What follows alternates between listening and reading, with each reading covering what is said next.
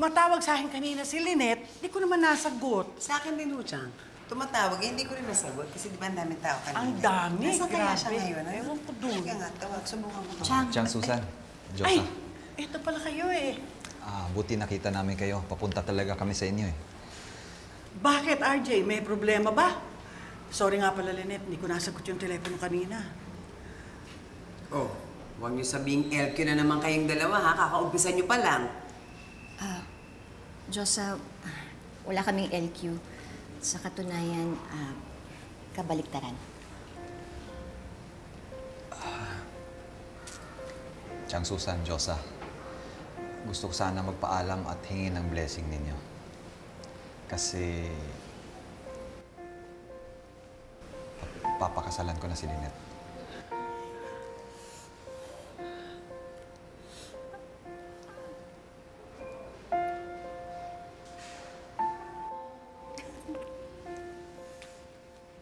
Talaga? Sir RJ, isa lang ho ang tanong ko sa iyo. Handa ka bang ipaglaban si Annalyn at si Lynette? At ang pagmamahal mo sa kanila? Laban sa lahat ng pagsusubok na darating sa inyo. At kung hindi, ay huwag mo na lang siya pakasalan.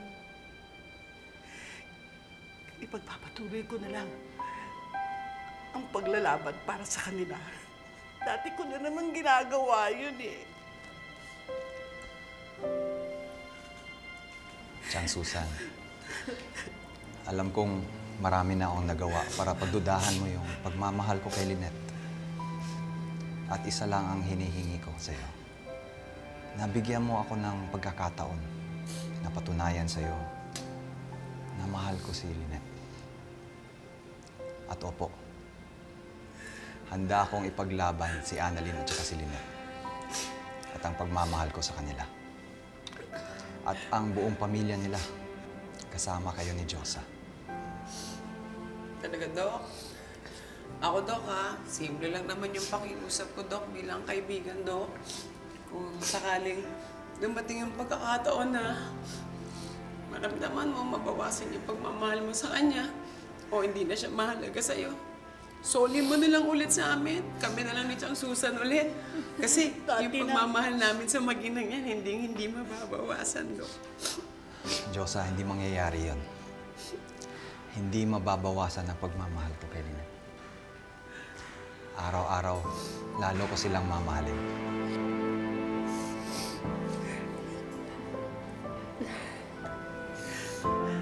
Masaya ka ba, Lynette? Opo, Chang. Masaya ka. Oo. Ibinibigay ko na yung blessing ko sa inyo. Naway maging maligaya kayo. Maraming salamat, Chang.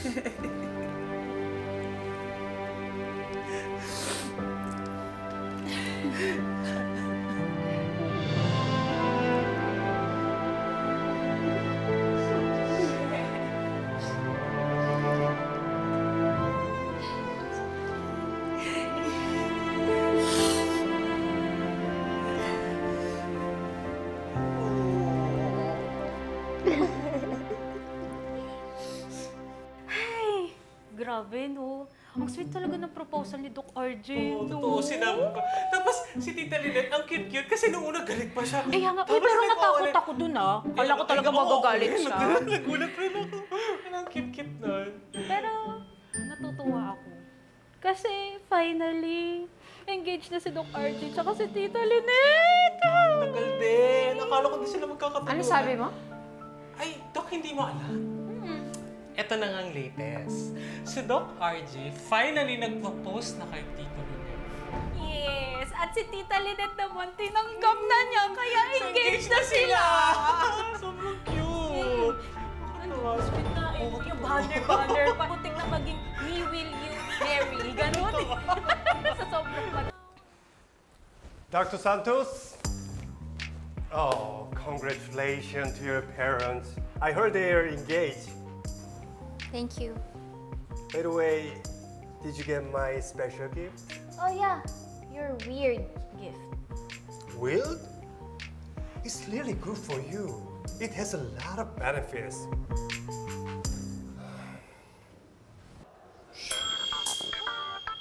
Here. This is everything you can do with the ginseng I gave you. How did you do that? Ang pakulo nito. It's magic. Magic. Don't you dare come near my face again! Oh. And don't touch me! Feeling ka? Like this? At bastos ka! You mustn't eat.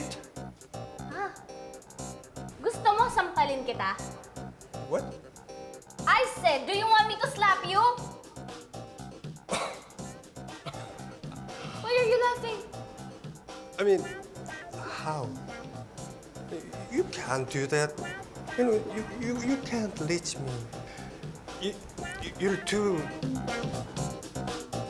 How can you do that? Wow, mayabang ka. Oo, matangkad ka lang. Matangkad. Oh, bastos ka talaga. Ano ba?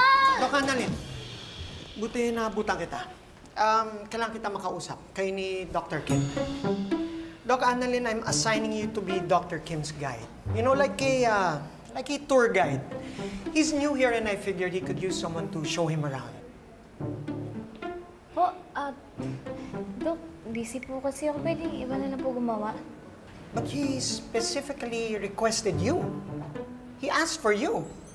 Right, Dr. Kim? Yes, because she's kindest and most pleasant doctor I met here.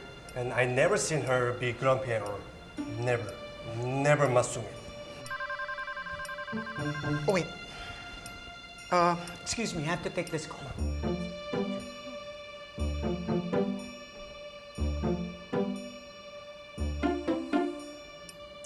Come on. I know you always wanted to work with me. I just fulfilled your dream. Ay, wow. Sino nagsabi sa'yo niyan? Si Nanette Inventor? What's Nanette Inventor? Tanong mo sa pagong. My answer is no, and no one can force me. No one! Doc Annalyn, from now on, you will take care of Dr. Kim. Assist him with anything and everything that he needs since he's new here, okay? And that's a directive. Dr. Kim, excuse me. Great choice, sir.